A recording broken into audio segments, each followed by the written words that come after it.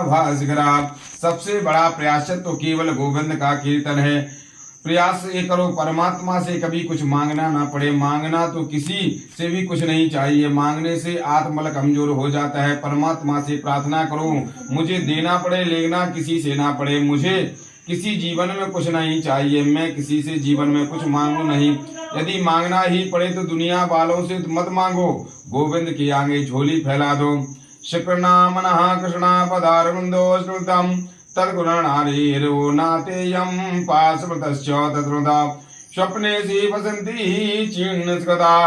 आचार्य सुखदेव कहते हैं, मैं ऐसा मानता हूँ कि एक बार भी जिसने अपने मन को कृष्ण चरणों में लगा दिया वो स्वप्न में भी कभी यमराजपुरी को नहीं देखता है। एक बार मन में कैसे भी लग जाए, एक बार कोई गोविंद का जाप कैसे भी कर ले। राजन, मुझे एक कथा याद आ गई है। एक पंडित जी थे, उन पंडित जी का नाम था अजामिल। बड़े विद्वान, बड़े सुशील, परमभाषी, बड़े तेजस्वी, यशस्वी, मनस्वी थे। अजामिल को शास्त्रों का बोध है, शास्त्रों का ज्ञान है, लेकिन मन बिगड़ गया। हमारे मन में काम को प्रवेश करने से दो मार्ग हैं, आंखें और कान। कानों में गंदा नृत्य संगीत सुनेंगे तो कानों से मन में काम का प्रवेश होगा। आंखों से गंदा विचित्र दृश्य देखेंगे तो मन में काम प्रविष्ट होगा। आंखों पर कानों पर जिसने काबू पा लिया वो गृहस्थ जीवन में रहकर भी परम संत है। इन दोनों में जिसने काबू नहीं पाया वो कैसा भी भेष धरे संत नहीं हो सकता है। अजामिल से भी सभी गुण विद्यमान है, लेकिन एक दिन अपने नित्य कर्म से निवृत्त होकर लौट रहा था तो किसी वेश्या को किसी पुरुष ने संबंध करते देख लिया। उस गणका को देखते ही अजामिल के मन में काम प्रविष्ट हो गया। उस गणका को जाकर बोला, देवी मेरे घर चलो, मेरे घर अनंत संपत्ति है। गणका को तो धन चाहिए, वो अजामिल के घर आ गई। घर में प्रवेश करती ही बोली, ये कौन है? अजामिल बोली, ये मेरी पत्नी है, ये बेटा है। गणका बोली, ये यदि यहाँ रहेंगे तो मैं नहीं रह सकती। उस गणका के सौंदर्य पर इतना मोहित हो गया, अपनी परम सुशीला पत्नी को त्याग दिया। सज्जनों, व्यक्ति का व्यक्तित्व तो कभी चमड़े से नहीं निकलता। आचरण की पूजा होती चमड़े की नहीं है।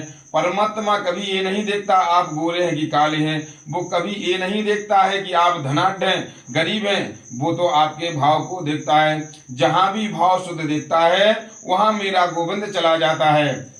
अजामिल ने उस गणका को सुंदर पर मोहित होकर अपनी पत्नी का त्याग कर दिया। संस्कार तो था, ये प्रातः जैसे ही भजन करने बैठा गणका डांटकर बोली, क्या माला पूजा लेकर बैठ गए, ज्यादा धन कमा कर लाओ। उसके संबंध से अजामिल की वृत्ति बिगड़ गई। परम सुशील ब्राह्मण चोरी करने लगा। धीरे धीरे चोरी की प्रवृत्ति बढ़ गई। चोरी करते करते डाका डालने लगा। डाकू अजामिल के नाम से जानने लगा। माथे पर काली पट्टी बांधकर नंगी तलवार लेकर जब निकलता तो लोग अपनी दुकान बंद कर लेते। लोगों के मन में बहुत भय था। उस गणका के माध्यम से 9 पुत्र हुए, कौन उसे सुधारे? लेकिन संत संग में ताकत होती है, सत्संग जीवन को परिवर्तित कर देता है। आप दिन भर भी कुछ भी करें, सायंकाल आधा घंटा भी सत्संग आपको मिले तो आपको लगेगा कुछ हुआ है। अयोध्या के कुछ संतों की मंडली श्री धाम वृंदावन जा रही थी। पहले संत पैदल चलते थे, पूरी मंडली रहती थी। उसमें एक महंत जी बाकी सब शिष्य रहते थे।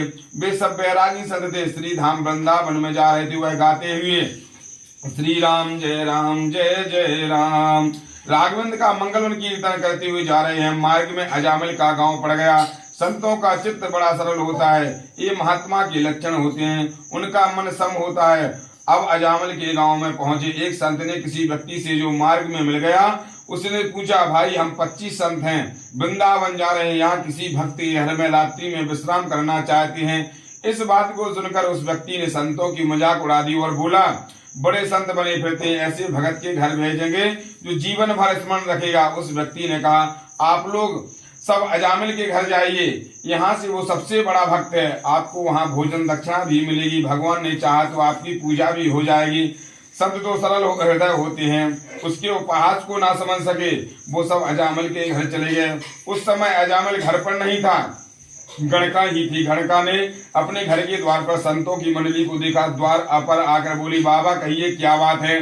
संत बोले, बेटी भक्त अजामिल कहाँ है? उन्हें बुलाकर कहो हम सब संत जन आए हैं, यही रात्रि में विश्राम होगा, यही भगवान का भोग बनेगा, भंडारा होगा, सत्संग होगा। गणका के नेत्रों से आंसू झड़ पड़े और बोली, महाराज ये मेरा दुर्भाग्य है कि मैं आपसे पानी पीने के लिए भी नहीं कह सकती।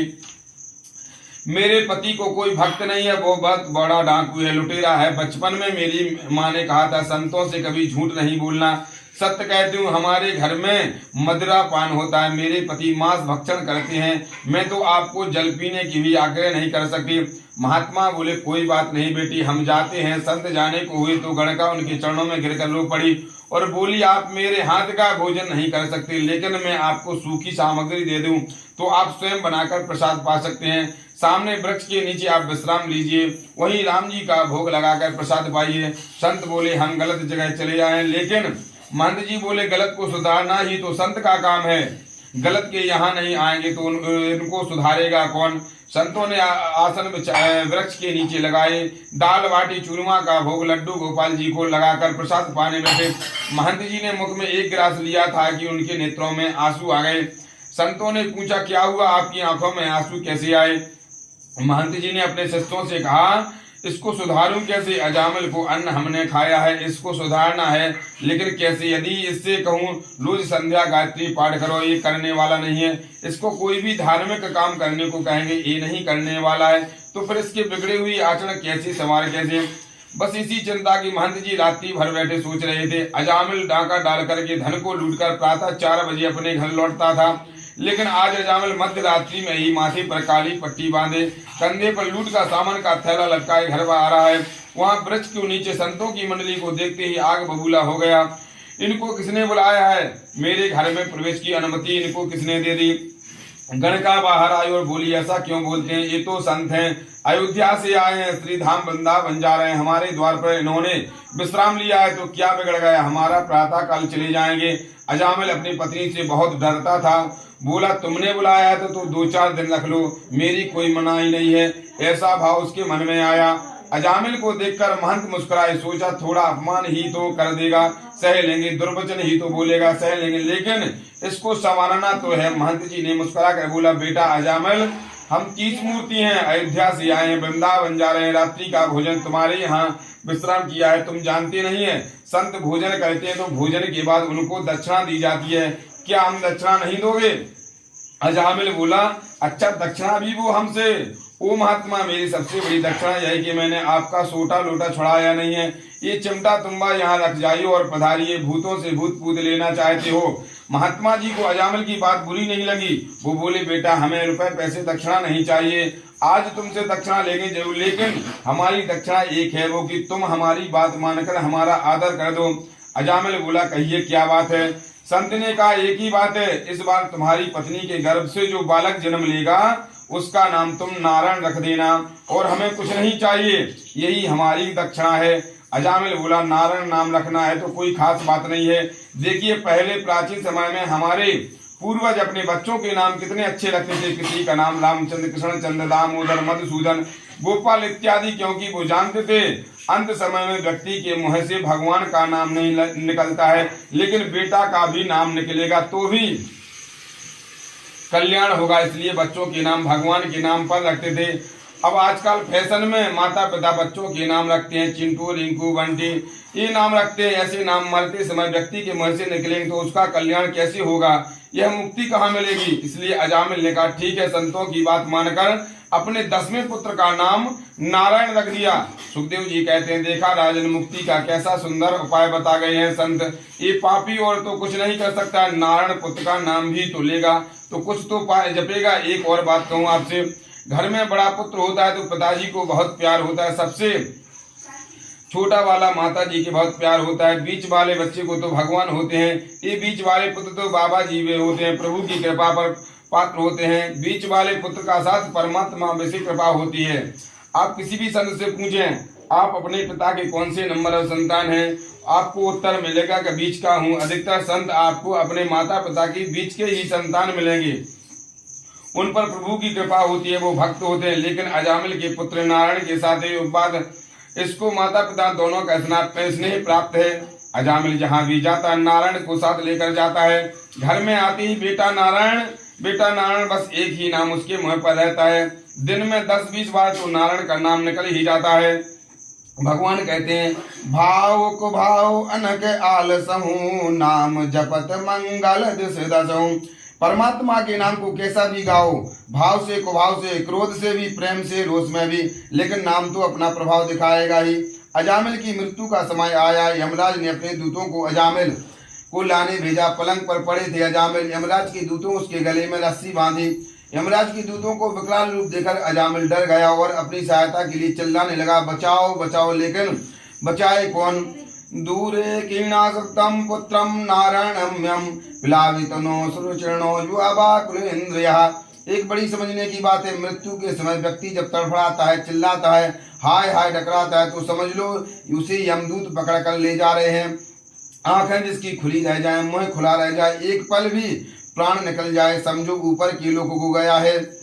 अजामिल यमदूतों को देखकर भयभीत हो गया और चिल्लाने लगा, बचाओ कोई बचाओ। थोड़ी दूर पर उसका बेटा नारायण खेल रहा था। उस पर नजर पड़ते ही चिल्लाया, बेटा नारायण आओ, नारायण आओ, मुझे बचाओ। अंतिम समय प्रभु का नाम मुँह पर आया, यही प्रयास तो हमें जीवन में करते हैं। अंतिम समय कैसा भी सुधर जाए, यही प्रयास करते हैं। अजामिल के मुंह से अंतिम समय में नारायण का नाम निकला। प्रभु के पार्षद आ गए। सर्वे पदम पुलाक्षा पीता कोश्यांसा क्रीटम कुंडलिनो लक्षणम मालिनः। जैसे ही नारायण का नाम उच्चारण हुआ, वहां भगवान के दिव्य पार्षद पहुंच गए। सभी के 4 भुजाएं हैं, पीताम्बरी धारण किए हैं, बड़ा सुंदर स्वरूप है। प्रभु के पार्षदों ने यमदूतों से अजामिल को छुड़ाया और बोले, इसे तुम नरक नहीं ले जा सकते हो। यमदूत बोले, हम इसे क्यों रोकते हो? ये तो बड़ा पापी, ये दुष्ट है। यमराज ने हमें भेजा है इसे लाने के लिए। परमात्मा के पार्षदों ने कहा, तुम धर्मराज के पार्षद हो, तो क्या तुम जानते हो कि धर्म की परिभाषा क्या है? धर्म किसे कहते हैं? वेद प्रणयितो धर्मो हृदयया वेदो नारायण साक्षात तुम सुषुमो।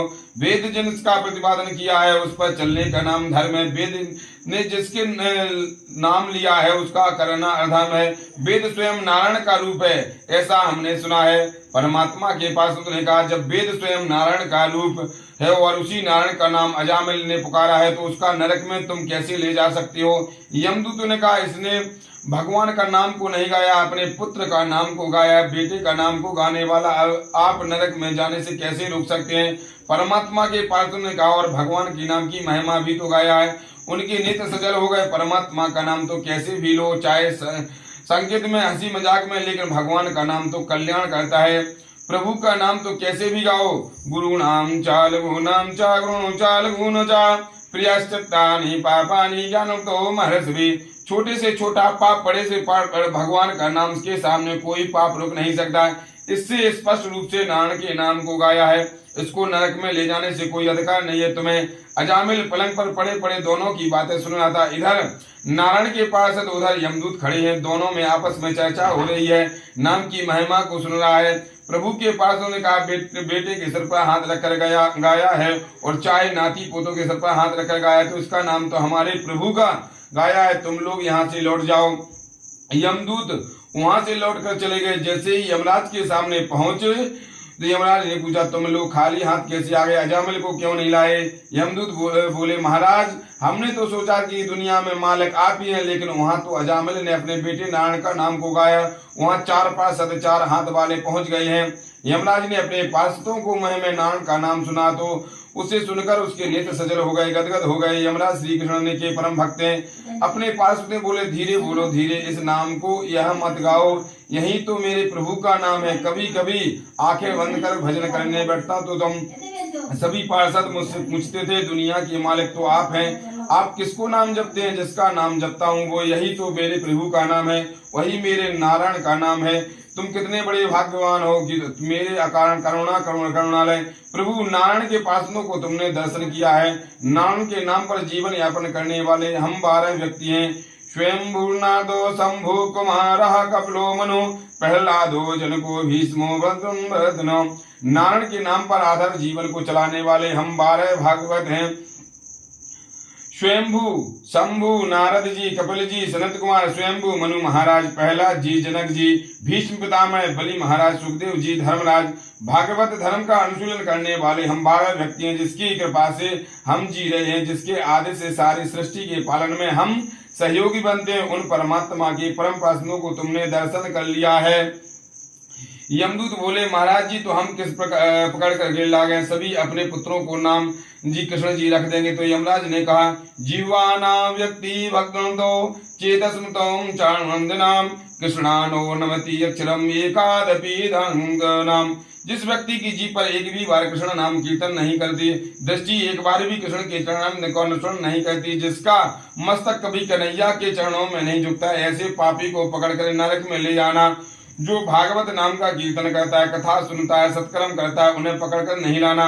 अजामिल ने मन में सोचा, पुत्र नारायण का नाम उच्चारण करने से मैं नरक में जाने से बच गया। यदि सच्चे मन से नारायण का नाम को गाऊंगा तो क्या मुझे मोक्ष नहीं मिलेगा, क्या मेरा कल्याण नहीं हो जाएगा। ऐसा बैराग हुआ, सब कुछ छोड़कर वन में तपस्या के लिए चला गया। सुखदेव जी ने, परीक्षित इसलिए मैं कह रहा हूँ, तुम्हें गोविंद के चरणों में एक बार जिसका मन लग गया वो यमराज को सपन भी नहीं जाता है। राम अपने नाम से छिपा हुआ, संपूर्ण राम का चित नाम के नाम में छिपा हुआ है। राम एक तापसती तारी, नाम कोट खल कुमत सुधारी, कहूँ कहाँ लगे नाम बढ़ाई, राम न सके राम गुण गाई। श्री राघवेंद्र स्वयं अपने नाम का बखान नहीं कर सकते हैं। प्रभु राम का मुख थक जाएगा लेकिन नाम की महिमा समाप्त नहीं होगी। मेरे राघवेंद्र को समुद्र पर पुल बांधना पड़ा, समुद्र पार करने के लिए लाखों वानरों की सहायता लेनी पड़ी, लेकिन बजरंग बली राम नाम की आश्रय से एक छलांग में समुद्र को लांग गए। राम नाम की कौन हो सकता है। राजा परीक्षित के मन में भ्रांति दूर हो गई। सुखदेव जी ने फिर दक्ष प्रजापति का प्रसंग कहा है। एक दिन आकाश में विहार करते समय कहला शिव जी गोद में पार्वती देखा। उनके मन में दुर्भाव जाकर पार्वती जी और शिव जी के लोगों दृष्टिवश काम भाव से देखना लगा। पार्वती जी ने उस राक्षस होने को साप दे दिया। पार्वती जी के साप के कारण वृत्तासुर के रूप में जन्मा। आदरणीय सुखदेव जी ने 49 प्रकार के मृत गुण की उत्पत्ति का वर्णन किया। बोलिए भागवत महापुराण की जय। परीक्षित ने एक प्रश्न आचार्य सुखदेव जी से किया है। शमः प्रिया श्रतनो ब्रह्मणो भूतान भगवान स्वयं इंद्रास्ते कथम दैत्यांगम विस्मो यथा। राजसी परीक्षित ने कहा, गुरुवर मैं कोई तर्क नहीं कर रहा, क्योंकि आप कहते हैं कि शास्त्रों के प्रति तर्क मत करो। मैं तो जिज्ञासा से एक प्रश्न कर रहा हूँ। राजा ने, परमात्मा में दृष्टि तो एक जैसी होनी चाहिए। बोले, देवता भी उनके पुत्र हैं, राक्षस भी उनके पुत्र हैं, दुष्ट और उनका पुत्र है, जो तो भी भक्त है उनका पुत्र है। लेकिन भगवान राक्षसों को मारते क्यों हैं, भक्तों को क्यों बचाते हैं? यदि भगवान ऐसा कहते तो इनको इसका भेदभाव नहीं है। क्या ये भगवान की अच्छी दृष्टि है? क्या राक्षस उनके पुत्र नहीं है? जिन देवताओं के लिए भगवान राक्षसों का वध कर देते हैं, क्या वो सब देवता अच्छे ही होते हैं? ऐसा क्यों है? आचार्य सुखदेव ने बहुत सुंदर उत्तर दिया। राजन, भगवान कभी किसी को मारते नहीं है, तो गोविंद कभी किसी को बचाते भी नहीं है। ये सब काम हम ही करते हैं। मारना और बचना ये काम भगवान का नहीं है। उनकी दृष्टि में वास्तव में सम है, परंतु जो उनकी आंखों के सामने नहीं आता है वो पार नहीं होता है। इतना जरूर है, अपनी आंखों के सामने आने वाले को भी मेरे गोविंद बहने नहीं देते। इसलिए हमारे संत कहते हैं, परमात्मा का चिंतन करो। सामने जाने का अर्थ है परमात्मा चिंतन। जिसने चिंतन ज्यादा किया है उतना ही प्रभु के सामने चला जाएगा। चिंतन करने की पद्धति भिन्न हो सकती है, परमात्मा को याद करने की पद्धति भिन्न होगी तो मुक्ति का मार्ग भी भिन्न हो जाएगा। लेकिन याद जिसने परमात्मा को किया उसे मोक्ष जरूर मिलेगा। आचार्य सुखदेव कहते हैं, राजन मुझे तो एक बात याद आ गई है। तुम्हारे बाबा युधिष्ठिर ने यज्ञ किया था, राजसूय यज्ञ। उस यज्ञ में प्रश्न हुआ, परीक्षित के पहले पूजा किसकी जाए? तुम्हारे छोटे बाबा सहदेव ने कहा, पहले पूजा का अधिकारी तो श्री कृष्ण भगवान है। सभा में बैठे शिशुपाल ने कहा, इस ग्वाले की पूजा जिसके पिता का पता नहीं है, माँ का पता नहीं, बिरादरी का पता नहीं है, ग्वालन कैसे 4 दिन से गौ चराता है, द्वारका का राजा बन गया, तो इसका प्रथम पूजा। भगवान को गाली देने लगा। परीक्षित, तुम्हारे बाबा युधिष्ठिर ने अर्जुन के सामने उनका प्राण वल्लभ कृष्ण को कोई गाली न देवे, क्या पांडव इस बर्दाश्त कर सकते हैं? पांडवों को सर्वस्व तो गोविंद है। अर्जुन ने उठकर गांडीव हाथ में ले लिया और बोले, मैं इसके टुकड़े टुकड़े कर दूंगा। गोविंद ने कहा, नहीं, इसे कोई नहीं मार सकता है। 101 गाली जब हो गई तो प्रभु के दिव्य सुदर्शन चक्र ने उसका सिर को धड़ से अलग कर दिया। ये बात इतनी महत्वपूर्ण नहीं है कि भगवान शिशुपाल को मार दिया था, लेकिन आश्चर्य तो तब हुआ परीक्षित जब शिशुपाल के शरीर से प्राणों की ज्योति निकली और वो प्राणों की ज्योति 7 बार आकाश में भ्रमण करके प्रभु के शरीर में विलीन हो गई है। इसे हमारे शास्त्रों को समझते हम कहते हैं। आप ध्यान दें, एक ऊंची कोई भक्ति नहीं है, सायुज मुक्ति का अर्थ है परमात्मा में विलीन हो जाना, और वो मुक्ति शिशुपाल को मिल गई। तुम्हारे बाबा युधिष्ठिर के आसन के बगल में बैठे थे संत नारद। तुम्हारे बाबा ने नारद जी से प्रश्न किया, महाराज गिन गिन कर मेरे गोविंद को गाली देने वाला ये शिशुपाल, जिसने 99 बार गाली गोविंद को दिए बिना पानी भी अच्छा नहीं लगता था। 99 गाली तो अकारण ही कृष्ण को रोज देने की उसकी आदत बन गई थी। आज ऐसे दुष्ट व्यक्ति को मुक्ति मिल गई, मेरे गोविंद के शरीर में समा गया। इस पापी को तो नरक में करोड़ों वर्ष तक सड़ना चाहिए था। यहाँ नारद जी ने बात कही, परिचित में तुम्हें बताना चाहता हूँ। कामादुषतो भयाता स्नता यथा भक्त्या स्मृतो आविष्टम तम हित्वा। नारद जी ने कहा, माना शिशुपाल कृष्ण को गाली देता था, लेकिन गाली देते समय कृष्ण का चिंतन तो करता ही था। गाली देते समय भी उसकी आंखों के सामने कृष्ण की झांकी घूमती तो थी। कैसे भी कृष्ण को याद करो, काम से, भय से, लोभ से, स्नेह से। गोपियों ने कृष्ण की उपासना काम से की थी, यदि भी उनका काम हमारे काम जैसा नहीं है। गोपियों के प्रेम को ही हमने काम को संज्ञा दी है। शिशुपाल ने कृष्ण को द्वेष से भजा, कंस ने कृष्ण को भय से भजा। भजन करने की पद्धति भिन्न है, इससे कोई अंतर नहीं पड़ता, लेकिन कृष्ण को याद, कृष्ण का भजन जिसने याद किया है यही अंतर पड़ता है। कोई उनको मित्र बनाकर भजन करते हैं, कोई स्वामी बनाकर भजन करते हैं, कोई सखा बनाकर उनको भजन करते हैं, तो कोई शत्रु मानकर भजन करते हैं। बोलिए भागवत महापुराण की जय। अहो अनंता दर्शनम महतो दृष्टम गदसो यद राजन मंगलिन समीसो। अनंत भगवान ने प्रेमी को महत्व आज जाना है। जिस राजा को जलाकर मारने का षड्यंत्र किया, मैंने उसे भी मेरी सुरक्षा की है। बहुत आशीर्वाद देकर वहां से चले गए। सूर्यवंश के प्रतापी राजा ने परम यशस्वी यवनाश राजा हुए। सूर्यवंश को भी विशेषता रही है, यहाँ बिना यज्ञ किए किसी को पुत्र नहीं होता है। सूर्यवंश में सूर्य से लेकर दशरथ जी के अधिकांश राजाओं ने यज्ञ किया, तभी उनके यहाँ पुत्र हुआ है। चंद्र वंश में बिना झगड़े किसी का विवाह नहीं हुआ है। चंद्रमा से लेकर द्वारका नाथ भगवान श्री कृष्ण का पर्यंत किसी का राजी से विवाह नहीं हुआ, झगड़ा हुआ है। यवनाश राजा ने यज्ञ किया, लेकिन जो यज्ञ को अभिमंत्रित जल है, उस जल को गलती से राजा ने स्वयं पान कर लिया। पत्नी उस जल को पीती तो उन्हें पुत्र होता, लेकिन रात्रि में प्यास जोर से लगी और पत्नी के कलश में जो जल था सारा पी गए। वशिष्ठ देव ने ध्यान लगाकर देखा और कहा, राजन सब गड़बड़ हो गया है। राजा ने पूछा, क्या हुआ महाराज? वशिष्ठ जी बोले, राजा अब तो आपके ही पुत्र होगा। राजा के मन से बड़ी भारी चिंता हुई। राजा को पेट को चीर करके बालक को बाहर निकाला, लेकिन अब सबको चिंता हुई कि बालक दूध किसका पिएगा। तब स्वर्ग से इंद्र आए और इन्होंने अपने तर्जनी अंगुली से बच्चे के मुंह में दे दी। कहा, मेरा दुख पान करेगा। उस बालक का नाम मानधाता हो गया। मानधाता के पुत्र मुचकंद हुए और बहुत जो तपस्वी हो, जिनके भगवान ने श्री कृष्ण से मुक्ति दिलाई। इन्हीं मानधाता महाराज के वंश में आगे जाकर चित्रबंध हुए, त्रिशंकु हुए, महाराज हरिश्चंद्र हुए, जिन्होंने सत्य का पालन करने के लिए अपने सर्वस्व को बलिदान कर दिया। इस वंश में आगे चलकर एक परम विचित्र राजा हुए। बाघ बड़ी रानी को यज्ञ द्वारा अभिमंत्रित चरु खिलाया। गर्भ के बालक आ गए, लेकिन अन्य रानियों ने ईर्ष्यावश बड़ी रानी को जहर खिला दिया।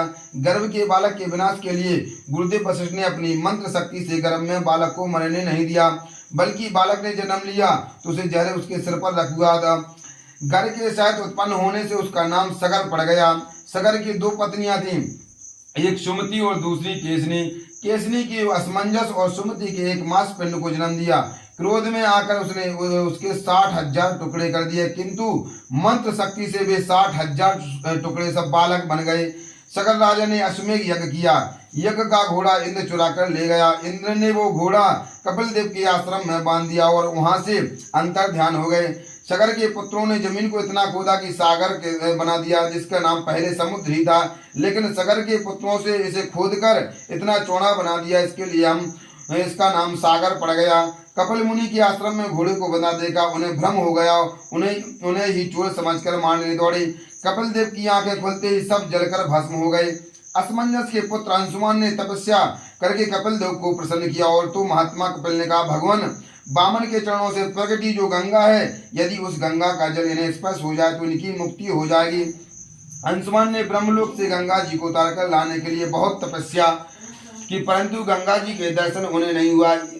बाद में उनके पुत्र दिलीप ने भी गंगा जी को लाने के लिए उग्र तपस्या की, वो भी ना ला सके। उनके पश्चात उनके पुत्र भगीरथ की तपस्या से प्रसन्न होकर के माँ गंगा 2-3 शर्त मनवा कर आई। गंगा जी ने ब्रह्मा जी के कमंडल से निकलकर पहले ध्रुवलोक में आई, फिर सप्तऋषि मंडल में आई, वहां से शिव जी की जटा में पधारी, फिर सुमेरु पर आई, फिर हिमालय पर आई, फिर हिमालय से निकलना आरंभ किया। भागीरथ के साथ गंगा पधारी, सगर के पुत्रों की भस्म का स्पर्श किया, उन्हें सदगति प्राप्त हुई। महापराक्रमी भागीरथ के वंश में राजा खटवांग हुए, फिर दीर्घवायु हुए, रघु की कीर्ति बहुत फैली और सूर्यवंश रघुवंश के नाम से प्रसिद्ध हो गया। महाराज दशरथ परम तपस्वी तेजस्वी पराक्रमी थे, वे अयोध्या में राज करते थे। 3 पत्नियां होने पर भी राजा निसंतान थे। वशिष्ठ जी के पास गए, वशिष्ठ जी ने कहा पुत्र कामेष्टि यज्ञ करो, राजन इस यज्ञ से तुम्हारे 4 पुत्र होंगे। राजा ने पुत्र कामेष्टि किया तो जो यज्ञ कुंड से खीर निकली, स्वयं अग्निदेव प्रकट हो गए और राजा से कहा इसे अपनी रानियों को खिला देना, आपके यहाँ दिव्य संतान होगी। गुरु वशिष्ठ ने आज्ञा से बड़ी रानी कौशल्या को अर्धभाग और अर्धभाग सुमित्रा को केकई को बांट दिया। तीनों रानियों गर्भवती हो गईं। पूरी अयोध्या में दुल्हन की तरह सजी। सब लोगों के मन में आनंद उल्लास हुआ। नौमी तिथि मधुमास पुनीता, शुक्ल पक्ष अभिजित हर प्रीता। चैत्र मास की शुक्ल पक्ष की नौमी तिथि में अभिजित मुहूर्त में दिन के ठीक 12 बजे श्री राघवेंद्र प्रभु का प्रकट हुआ। बोलिए राम राजा सरकार की जय, बोले अवधेश कुमार भगवान की जय। सशंक चक्रम सकिरीट कुंडलम सपीतवस्तम सरसुषणम शार वक्षस्थला कौस्तुमतम नमामि विष्णु शिरसा चतुर्भुजम। ऐसी सुंदर झांकी आप दर्शन करें। मंद मंद स्योत हास्य कर रहे हैं, मुस्कुरा रहे हैं। भगवान शंख चक्र गदा पद्म धारण किए खड़े हैं। माता कौशल्या गदगद हो गई हैं, लेकिन एक बात किसी को पता नहीं है, दशरथ जी को भी पता नहीं है, सैनिक मंत्री किसी को भी पता नहीं, प्रभु राम का प्रकट हुआ है, केवल माता कौशल्या को पता है। इसलिए कहते हैं कौशल्या हितकारी। माता ने दर्शन किया। भगवान ने कहा आपको याद है पूर्व जन्म में आपने तपस्या की थी और आपने कहा था चाहूं तुम्हारी समान सुत प्रभु सन कवन दुराओ। तो मैंने आपसे यह कह दिया था आप सरस खोजहूं कहीं जाई, तब तनाव हो में आई। इसलिए आपका पुत्र बनकर आ गया। माता बाहर बड़ी भीड़ लगी है, दुनिया मुझे देखने खड़ी है, आप जल्दी द्वार खोलो, जल्दी दर्शन करेंगे सब। कौशल्या बोली मैंने आपको पुत्र बनकर आने को कहा था, आप तो पिताजी बनकर पधारे हैं। ये शंख चक्र गदा पद्म लेकर क्यों आए हैं? ऐसी कोई बेटा नहीं होता है। कि राम जी बोले माता जी हम तो जहाँ कहीं भी पुत्र बनते हैं ऐसे ही बनते हैं, आपको पुत्र बोलो, आप हमको माता बोलो, हो गया बेटा। मैया बोली ये तो ठीक नहीं है, लेकिन 4 हाथ का बेटा होता है क्या? लोग कहेंगे 4 हाथ कैसे हुए? तो सज्जनों राम जी ने 2 हाथ हटा दिए, 2 हाथ के हो गए और मैया से बोले अब तो पुत्र हो गया, अब तो द्वार खोलिए। मैया बोली 20 फुट का बेटा, इतना लंबा बेटा, इतने पहले छोटे बनिए तभी द्वार खुलेगा। राम जी छोटे हो गए, मैया अब तो छोटा हो गया।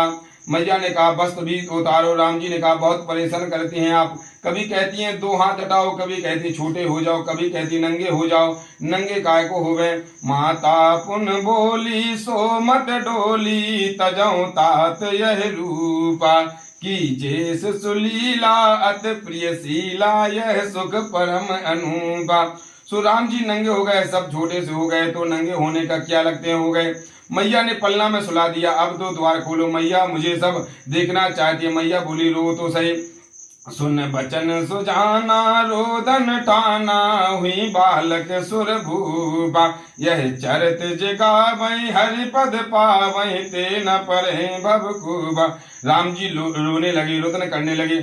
आकाश मंडल में देवताओं की भीड़ लगी है दर्शन करने के लिए। 12 बजे चंद्रमा सूर्य से कहते हैं आगे चलो। सूर्य कहता मैं नहीं जाता, मेरे वंश में आए हैं, मुझे दर्शन करने हैं। राम जी ने चंद्रमा से कहा दुखी क्यों होते हैं? चंद्रमा बोले एक तो दिन में आपने अवतार लिया, आपने भी सूर्य वंश में जले पर नमक और डालते हो। राम जी ने कहा डरते क्यों हो? इस बार सूर्य वंश में आया हूँ, अगली बार चंद्र वंश में आऊंगा। इस बार दिन के 12 बजे, अगली बार रात्रि के 12 बजे आऊंगा। अभी मैं तुम्हें प्रसन्न नहीं है तो सुना चंद्रमा जी ने, यहाँ जी जो मेरा नाम लेगा वो मेरा संग तुम्हारा नाम जरूर लेगा। इसलिए राम जी की कृपा से राम का नाम हुआ रामचंद्र। बोलिए रामचंद्र भगवान की जय। देवताओं ने रामचंद्र का नाम पहले ही रख दिया। महाराज दशरथ को सूचना मिली आपकी तीनों भाइयों को पुत्रों को जन्म दे दिया है। महारानी कौशल्या के रघुवर बता रहे हैं कैकेयी महारानी ने श्री भरतलाल को जन्मा है। सुमित्रा जी ने श्री लक्ष्मण जी को शत्रुघ्न लाल को जन्म दिया है। दशरथ जी महाराज के आनंद की सीमा नहीं है। दशरथ जी महाराज भगवान को जात क्रम संस्कार कराने आए हैं। राम जी के जन्मोत्सव पर सभी अयोध्यावासी आनंद मना रहे हैं और गा रहे हैं। भगवान राम जी को जन्मोत्सव पर देवताओं ने स्तुति की वंदना की।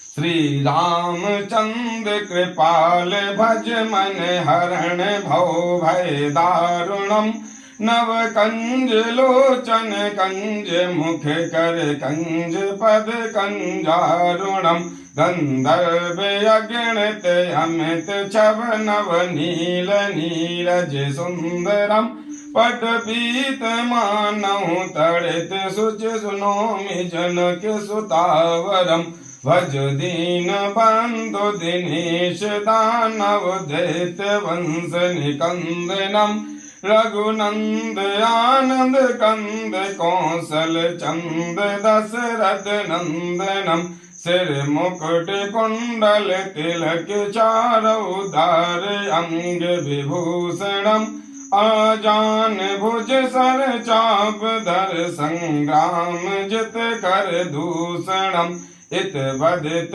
तुलसीदास शंकर शेष मुनि मन रंजनम मम हृदय कंज निवास कुर कामादि खल दल गंजनम। महारानी कौशल्या के रघुवर बता रहे हैं भगवान राम के जन्मोत्सव देवताओं ने स्थिति की वंदना किया। आदरणीय सुखदेव जी ने राजा परीक्षित को रामचरित बहुत संक्षिप्त में सुनाया। भागवत में राम कथा बड़ी संक्षिप्त में है। तुलसी बाबा ने राम कथा को सुंदर शब्दों में व्यक्त किया है। मर्यादित राम कथा है। आचार्य तुलसीदास जी कहते हैं गोस्वामी तुलसीदास ने बहुत सुंदर निरूपण किया है रामचरित का। आइए हम उस पवित्र स्थान पर चलें जिसमें अवध राम जी को अवतार दिया है। मास दिवस भार दिवस पुन मरम न जाने कोई। एक महीना हो गया राम जी का जन्मोत्सव मनाते, किसी को पता नहीं चला है। आनंद स्वयं कृष्ण है, आनंद स्वयं राम है, इसलिए अवध घर राम भाई ऐसा नहीं बोले, नंद घर कृष्ण भाई ऐसा नहीं बोले।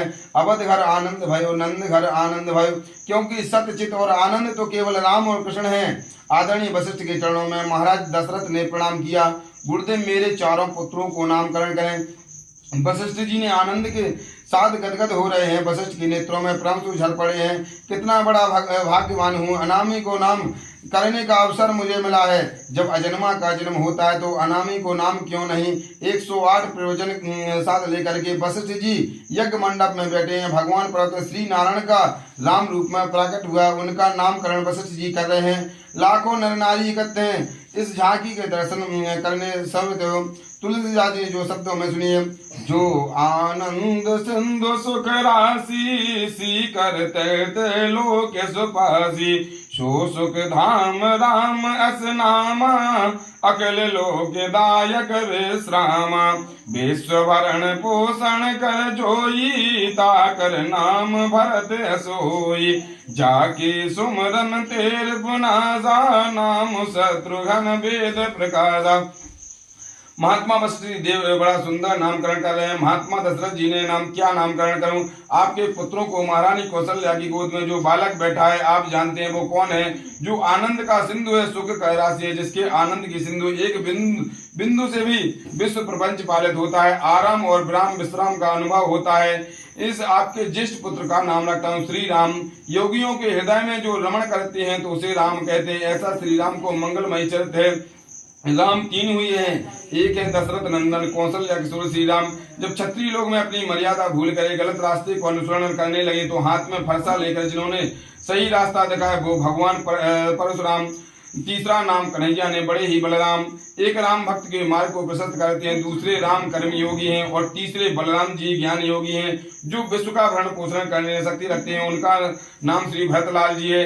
एक बात आपको स्पष्ट कर दूं, स्वयं नारायण तो हुए राम जी और नारायण के अंश से जो विष्णु है जो भरण पोषण करते हैं वो श्री भरत जी हैं, जिसका नाम स्मरण करने से शत्रु का विनाश हो जाए।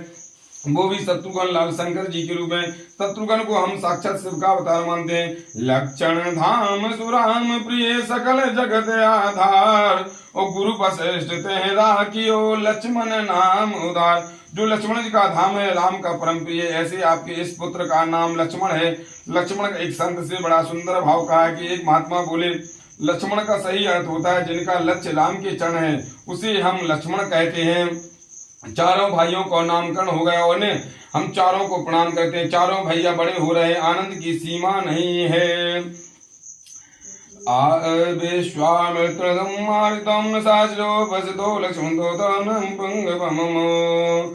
बोले राम कृष्ण भगवान की जय। श्री सुखदेव जी कहते हैं, राजन ययाति के जो सबसे छोटे पुत्र पुरु है, उसका वंश बड़ा अद्भुत है। इन्हीं से पुरु महाराज के वंश में आगे दुष्यंत हुए। करुणा के सागर दुष्यंत उनकी पत्नी शकुंतल ने परम पवित्र बालक को जन्म दिया जिसका नाम भरत है। इन्हीं भरत महाराज के वंश में आगे चलकर रतिदेव को प्रादुर्भाव हुआ है। एक बात आपसे कहूँ, अपने पेट तो सभी भरते हैं, जीना तो सभी को जीना है। जो 10 का पेट भरकर अपना पेट भरे, करुणा जिसके जीवन में, वही मानव सार्थक जीवन जी रहा है। चंद्रवंश में एक विचित्र राजा है रतिदेव, ऐसे सतवी राजा दूसरा चंद्रवंश में नहीं हुआ है। पूर्व राजाओं के किए गए पापों को परिणाम से हुआ है कि रतिदेव महाराज की धरती सूख गई, सारी प्रजा दुर्भिक्ष पड़ गया। रतिदेव को प्रजा भूखों से मरने लगी। रतिदेव ने अपने खजानों को सारी प्रजा में बांट दिया। 12 वर्षों तक पानी नहीं बरसा, अब राजकोष खाली हो गया। सुखदेव जी कहते हैं, परीक्षित ऐसी परिस्थिति में एक दिन आ गई कि रतिदेव के विशाल भंडारे में 250 ग्राम चावल बचे, 1 पाव चावल बचे। रतिदेव ने अपनी पत्नी से कहा, आप इन्हीं को पकाकर प्रभु का भोग लगाओ। जैसे ही चावल पकाकर प्रभु के भोग लगाने बैठे, एक ब्राह्मण द्वार पर आकर बोला, कई दिन से भूखा हूँ, तड़प रहा हूँ। राजा ने कहा, मेरे राज्य में भूखा नहीं है, नहीं आप भूखे मत रहे महाराज, आप पाइए। रतिदेव ने अपने परोसी थाली विप्र के सामने समर्पित कर दी। पत्नी उनकी ओर देखने लगी। रतिदेव ने कहा, आज गोविंद यही इच्छा है, पानी का भोग लगाओ, तुलसी दल छोड़कर पानी का भोग लगाओ, उसी को पिएंगे आज। लेकिन रतिदेव महाराज पानी का भोग लगाने लगे, तभी एक चांडाल आ गया जिसके साथ पांच कुत्ते हैं। चांडाल बोला, मैं भी प्यासा हूँ, मेरे कुत्ते भी प्यासे हैं, पानी मिल जाता तो अच्छा रहता। रंतदेव ने कहा, नहीं आप प्यासे नहीं रहिए, ये जल लीजिए। अपने आगे को जल कुत्तों को और चंडाल को दे दिया। लेकिन कुत्ते जब जल का पान करने लगे तो रंतदेव ने दोनों नेत्रों से आंसू झर पड़े। हाथ जोड़कर रंतदेव ने ऊपर की ओर देखा और कहा, हे गोविंद, यदि तुम मेरी वाणी को सुन रहे हो तो मेरा एक ही वचन है, मैं आपसे एक ही प्रार्थना कर दूं। ना कामयम गतिविसुतम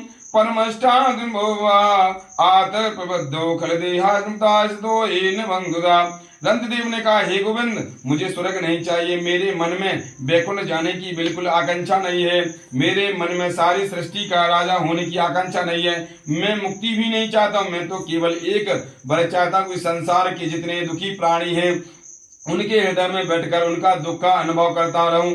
मेरे पास जितना सुख है वो समस्त संसार के लोगों को प्राप्त हो जाए, और मेरी कोई कामना नहीं है और मेरी कोई आकांक्षा नहीं है। को तन दुखी को मन दुखी, कोई धन बिन रहत उदास, थोड़े थोड़े सब दुखी, सुखी राम के दास। संसार में सुख कहाँ है? रंतदेव कहते हैं, श्रम देन्याम क्लामः शोका विषाद मोहा सेवान्तो कर्मणो जंतो नुराणुयम्। हे भगवान, मैं इन जीवों को जल समर्पण कर रहा हूँ, भोजन दे रहा हूँ, यह मेरी सर्वोत्तम पूजा है और मैं किसी पूजा को नहीं जानता हूँ। बड़ी सुंदर बात कही है। हे परमात्मा, इतना प्रदान कीजिए, मालिक इतना दीजिए, जामे कुटुंब समाज, मैं भी भूखा ना रहूं, साधु न भूखा जाए। हे परमात्मा, इतना वरदान करना कि मैं भी भूखा ना रहूं, मेरे घर से कोई संत भूखा ना जाए। परमात्मा प्रसन्न हो गए। आकाश की ओर रंतदेव ने प्रार्थना कर रही थी कि घटाएं आ गई, बिजली चमकने लगी और 1 मिनट में पूरे संसार जलमग्न हो गया। जल की अद्भुत वृष्टि हो गई, क्योंकि वे चांडाल, वे कुत्ता, वो पंडित और कोई नहीं, साक्षात भगवान ही थे, साक्षात ब्रह्मदेव ने थे, परीक्षा ले रहे थे। रंतदेव ने कहे, इन्हीं रंतदेव के वंश में आगे कुरुवंश हुआ, एक कौरव और पांडवों का वंश कहलाया। इसी में एक शाखा हुई पांचाल वंश की, मगध वंश की। श्री ययाति महाराज के सबसे बड़े पुत्र थे जिनका नाम यदु। महाराज इन्हीं यदु के वंश में कई पीढ़ियों के बाद एक राजा हुए देवमीण। देवमीण राजा की 2 पत्नियां थीं। एक पत्नी के 2 पुत्र हुए, अर्जन्या और पर्जन्या। दूसरी पत्नी का पुत्र हुए सूरसेन। अर्जन्य पर्जन्य के 9 पुत्र हुए, जिन्हें हम नव नंद कहते हैं और नंद बाबा जी गोकुल में रहते हैं। और दूसरी पत्नी के बेटा है सूरसेन। सूरसेन के पुत्र वसुदेव आदि हुए हैं। सुखदेव जी कहते हैं राजन, वसुदेव जी की 7 पत्नियां हैं। गौरवी रोहिणी भद्रा मधुरा रोज नाहिला देवकी प्रमुखा आसन्यो बदनाम दुंदवे। ये 7 पत्नी हैं। सबसे छोटी देवकी है। दूसरे नंबर की पत्नी जो रोहिणी है, उनके पुत्र जल्दी नहीं हुए। देवकी के 6 पुत्र हो गए। तब रोहिणी का पहला पुत्र हुआ बलराम। वैसे बलराम जी का कोई भाई बल गद शरण दुर्मद विपुल ध्रुव आदि ये रोहिणी के पुत्र हैं। सबसे छोटी महारानी देवकी के 8 पुत्र हुए। राजन 8 में सबसे बड़ा कोई नाम कीर्तिमान। कीर्तिमान से लेकर 6 पुत्रों से दुष्ट कंस ने मार दिया। और 7वां पुत्र जो देवकी का है उन्हें हम बलराम कहते हैं। 8वीं संतान के रूप में मेरे गोविंद का प्रकट हुआ है। कन्हैया का अवतार हुआ है। मथुरा में जन्म लिया है। गोकुल में पलना झूले, वृंदावन में जाकर लीला की। मथुरा आकर कंस आदि दुष्टों को संहार किया। जरासंध के भय से द्वारका चले गए। द्वारका में मेरे प्रभु ने बहुत से विवाह किए। कौरव पांडवों का युद्ध कराया। उद्धव जी के उपदेश करने से बाद श्री कृष्ण भगवान अपने धाम को चले गए। एक श्लोक में आचार्य सुखदेव ने पूरी कृष्ण कथा कह दी। सारी सभा स्तब्ध रह गई। हजारों संत बैठे हैं, श्रोता बनकर सब शांत हैं। सुखदेव जी चुप हो गए। अब राजा परीक्षित सुखदेव जी से के चेहरे पर देख रहे हैं। सुखदेव जी के मुखारबंद को देख रहे हैं। बोले गुरुवर हो गई कृष्ण कथा। सुखदेव बोले हाँ अभी सुना दी कृष्ण कथा। राजा बोले पूरी हो गई कृष्ण कथा। सुखदेव जी बोले हाँ हो तो गई है। पृथिव्यास गुरुवरम चपन्या कृणुंता शमुद्गागलायुध भूपो जाम्बादृष्ट्या विधुई विजयोजम तो नापाल समृदाम। आपने जो चंद्रवंश और सूर्यवंश सुनाया मुझे बहुत अच्छा लगा, लेकिन कृष्ण कथा सुनाने में कंजूसी कर गए गुरुजी। आप मुझे बिल्कुल अच्छा नहीं लगा। पितामह ने नृत्यम कौरमों साग्राम मेरे बाबा पांडवों के पास में क्या था? छोटी सी सेना, 5 भाई और कौरव की सेना। तो गुरुजी एक बहुत बड़ा सागर थी। कौरवों की सेना में रूपी सागर में बहुत बड़ी तिमंगल मछलियां भीष्म पितामह द्रोणाचार्य कृपाचार्य कर्ण विकर्ण दुर्योधन दुशासन। लेकिन मेरे बाबा पांडवों जब कृष्ण के चरण रूपी नौका का आश्रय लिया तो कौरवों की सागर रूपी सेना का ऐसे पार कर लिया जैसे गाय के बछड़े ने खुर के गड्ढे को पार कर लिया हो।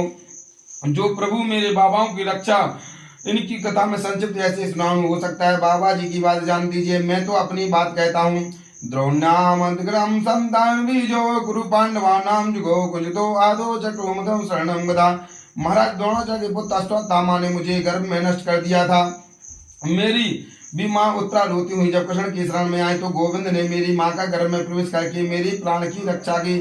ऐसे मेरे कन्हैया का स्वभाव है। कृष्ण मेरे बाबा को रक्षक है, मेरे पिता की रक्षक है, मेरे स्वयं के रक्षक हैं। और बात क्या कहूँ, भगवान मेरे पूरे परिवार के रक्षक हैं, प्रभु हैं, प्राणदाता। इसलिए तो मेरा नाम परीक्षित है। मेरा नाम एक और विष्णुनाथ है। आप मुझे कृष्ण कथा विस्तार से सुनाए, मैं सुनना चाहता हूँ। ये सुनकर मन में आनंद मिला। अच्छा एक और बात है, आपने देवकी के पुत्रों को वर्णन किया, उसमें 7वीं संतान बलराम थे। और माता रोहिणी के पुत्रों का नाम वर्णन किया, उसमें पहली संतान बलराम जी थे। समझ में नहीं आता, बलराम थे एक ही बलराम। यदि एक ही बलराम थे देव क्या बिना एक ही बलराम है तो बिना 2 बार जन्म लिया तो वो 2 माताओं के पुत्र कैसे हो गए? आप विस्तार से कहिए ना गुरु जी। कैसे मथुरा में अवतार लिया, कैसे प्रभु ने लीला की, कैसे प्रभु को मंगलमय चरित हुए हैं? आचार्य सुखदेव जी बोले परीक्षित मैंने श्रोता बहुत देखे पर तुम्हारे जैसा नहीं देखा। वास्तव में तुम अद्भुत श्रोता हो। आचार्य सुखदेव कहते हैं राजन तुम्हारे जैसा श्रोता मैंने नहीं देखा है। 4 दिन से कथा सुन रहे हो, ना पानी पिया ना भोजन किया, बस सुनते ही जा रहे हो। भूख लगी होगी, प्यास लगी होगी, थोड़ा जलपान कर लो, फिर विस्तार से कथा सुनाएंगे। राजा ने कैसा सुंदर जवाब दिया।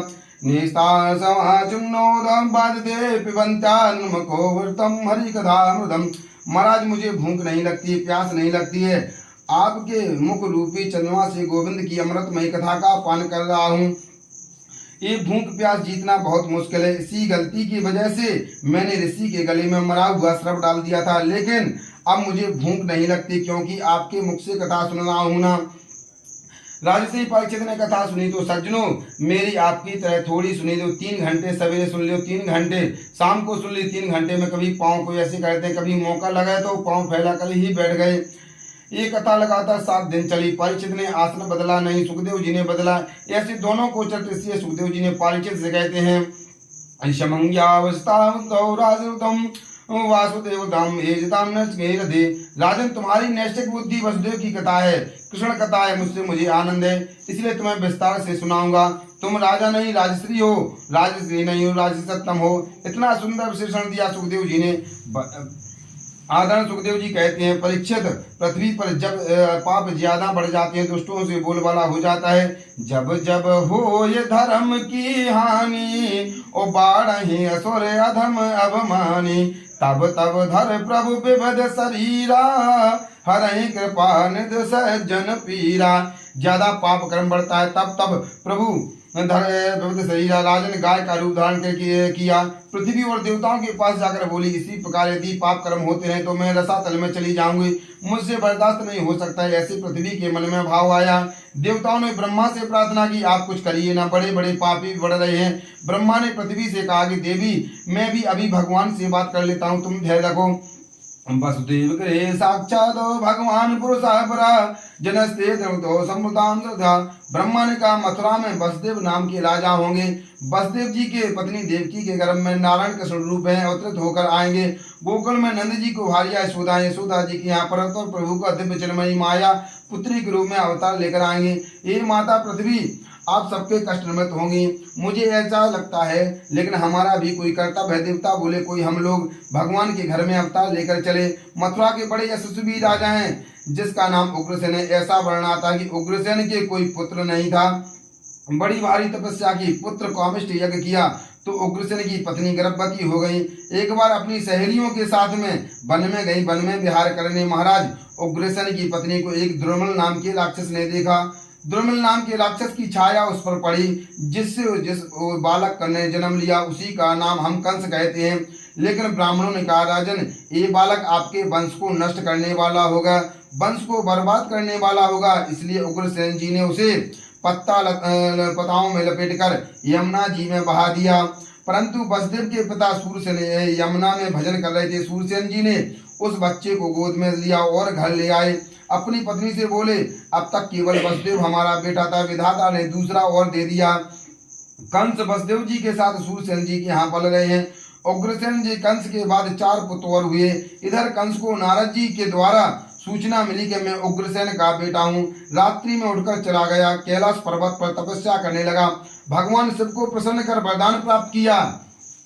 शिव जी ने एक धनुष दिया, उसे दिया कि कहा नारायण के अलावा से कोई तोड़ नहीं सकता, और जो धनुष को तोड़ेगा वो तुम्हें छोड़े नहीं सकता है। अगासुर, बकासुर, व्योमासुर, अरिष्टासुर, केसी, धैनकासुर बड़े बड़े राक्षसों को कंस ने अपनी सेना में सम्मिलित कर लिया। मथुरा पर आकर चढ़ाई कर दी, यज्ञ विध्वंस कर दिया। उग्रसेन ने कहा कंस तुमने ब्राह्मणों को यज्ञ को विध्वंस किया, इन्हें प्रणाम करो, इनसे क्षमा मांगो। कंस ने उग्रसेन जी को पकड़कर कारागार में डाल दिया, मथुरा में ढंढोरा पिटवा दिया। आज के बाद यज्ञ करना बंद, पूजा पाठ बंद, ब्राह्मण भोजन कराना एकदम बंद। हम ही भगवान है, पूजा करनी है तो हमारी करो, यज्ञ करना हो तो कंस महायज्ञ करो, मंत्र बोलना है तो कंसा स्वाहा बोलो। ऐसा मन में अभिमान आ गया। कंस के मन में एक और भाव है, देवकी का विवाह कर दूं। चाचा जी की पुत्री मेरी छोटी बहन है, वसुदेव जी के साथ में देवकी का विवाह संपन्न हो रहा है, बड़ी धूमधाम से विवाह होगा। कंस ने बहुत दहेज दिया, लेकिन वसुदेव देवकी को जैसा ही विदा करने चले, पति पत्रगणाम कंसांतोरिका अष्टाष्टमो गर्भोहन्त्याम वसुवे बुधा। आकाशवाणी सुनी, अरे कंस जिस बहन देवकी को विदा करने जा रहे हो तुम इसी देवकी का अष्टम गर्भ तुम्हारा काल होगा। आकाशवाणी ने यह नहीं कहा कि देवकी का बेटा तुम्हारा काल होगा या बेटी तुम्हारा काल होगी, इसका अष्टांग गर्भ तुम्हारा काल होगा। लेकिन जो ना समझ होते हैं, देह को आत्मा मानने को जो गलती करते हैं, अपने शरीर की सुरक्षा के लिए अपने प्रियजनों को मारने में संकोच का अनुभव नहीं करते। मेरे काल को जन्म देगी ये देवकी, मेरे काल को जन्म देने वाला देवकी जी जीवित नहीं छोड़ूंगा। काल पैदा होगा कहाँ से। कंस ने तुरंत देवकी के केस पकड़कर रथ से नीचे खींच लिया, तलवार से उसे मारने की उद्यत हुआ, लेकिन पति को पत्नी कह लेते हैं। अधिकतर तभी जब हर प्रकार की पत्नी की सुरक्षा कर सके उसे पति कहते हैं। वसुदेव जी ने तुरंत कंस को तलवार वाले हाथ को पकड़ लिया और कितनी सुंदर बात कही है। चालंगनां गुणा सूर्यो भवानो भोज सुंदकरा सागतम भगनी हंता सुत्रो प्रणि। राजन, आप जैसे यशस्वी, आप जैसे पराक्रमी एक नारी को तलवार से मार के शोभा नहीं देता। एक तो देवकी आपकी बहन है, नारी है, वैसे तो अविद्या है, और विवाह के समय तो नारी लक्ष्मी का स्वरूप होती है। आपने देखा होगा कि विवाह के समय माता पिता बेटी के चरण छूकर उसको कन्यादान करते हैं। नियम है ऐसा है, जिसका आपने कन्यादान किया पुत्री बनाकर उसे मारेंगे तलवार से। कंस ने कहा, आपने आकाशवाणी नहीं सुनी है, आपने ये नहीं सुना देवकी का अष्टम गर्भ मेरा काल होगा और काल को जन्म देने वाली को मैं छोड़ देता हूँ, तो मेरी ये ना समझी नहीं है। वसुदेव बहुत सुंदर बात कही है। मृत्यु जनाम बताम वीर देहेन सहजायते अद्यावत संताते वो मृत्युम प्रभा। एक बात आपसे कहूँ, दुनिया की हर चीज झूठी है। यदि संसार में सत्य कोई चीज है तो वो है मौत। मृत्यु के अलावा और कोई सच्चा ही नहीं है। परमात्मा की सृष्टि को और तो सत्य केवल मौत ही है। मौत क्या है? श्री वसुदेव जी महाराज कहते हैं, ये मौत क्या है? हमारी खास बहन है मौत। हमारी बहन का नाम मृत्यु है। जिसका गर्भ से हम जन्म लेते हैं उसी गर्भ से हमारी मौत भी जन्म लेती है। कंस ने कहा, सुनिए, मैं ये भाषण किसी को भी सुनना, ये वेदांत किसी और को देना। मैं तो इतना जानता हूँ कि मेरे काल को जन्म देगी देवकी, और काल को जन्म देने वाले को मैं नहीं छोड़ूंगा। तो काल पैदा होगा कहाँ से? वसुदेव ने कहा, सुनो, तुम्हें देवकी से कोई भय नहीं है, उसके पुत्रों से भय नहीं है। देवकी के गर्भ में जितने भी बालक जन्म लेंगे, जन्म लेती ही तुम्हें समर्पित कर दूंगा, मार देना, लेकिन देवकी को छोड़ दो। कंस ने कहा, जब तक 8 बालक नहीं हो जाते मेरे भी एक शर्त है, बोलो। क्या आपको कारागार में रहना होगा, हथकड़ी बेड़ियां पहननी होगी? बोलिए मंजूर है। वसुदेव बोले, सब मंजूर है। देवकी वसुदेव को जल में डाल दिया, एकदम बदल गया। वसुदेव को बड़ी पत्नी रोहिणी और वो यशोदा की सहेली है, इसलिए वो प्राहा गोकुल में वास करती हैं। वसुदेव जी की अन्य पत्नियां अपने ससुर जी के यहाँ महल में सुरक्षित हैं। कीर्तिमंता प्रतापतो कंस्यानंदवे अपरयामास गंजतो सुनतोम बहरा। वसुदेव जी के प्रथम पुत्र हुए कीर्तिमान, नाम है। कंस ने एक बार उन्हें उसे छोड़ दिया और फिर मार दिया। देवकी का दूसरा पुत्र हुआ, उसे भी कंस ने मार दिया। एक एक करके देवकी के 6 पुत्रों को मार दिया। महारानी देवकी के घर में 7वां बालक आया। मेरे नारायण के मन में बड़ी चिंता हुई। प्रभु ने सोचा, माता देवकी के घर में जो 7वां बालक है ये तो मेरे लक्षण जी है, मेरे शेषनाग है, परंतु महाराज कंस तो जन्म लेते ही मारने वाला चले आते हैं, इसलिए शेष को बचाना चाहिए। प्रभु ने योग माया को बुलाया। परीक्षित ने कहा, पूरा सुखदेव जी परीक्षित दूसरे प्रश्न का जवाब दे रहे हैं। योग माया ने उस बालक को देवकी माता के गर्भ से निकालकर रोहिणी के गर्भ में स्थापित कर दिया और गोकुल में उस बालक ने जन्म ले लिया, इसलिए वो दोनों माताओं का पुत्र हो गया। कंस ने पूछा, क्यों 7वां क्या हुआ? सैनिकों ने कहा, हमने सुना है 7वां गर्भ में ही नष्ट हो गया। अच्छा हुआ, हमें मारना पड़ता, आप ही मर गया। अब 8वां बालक आने वाला है। माता देवकी घर में 8वां बालक आ रहा है, यही मेरा गोपाल है।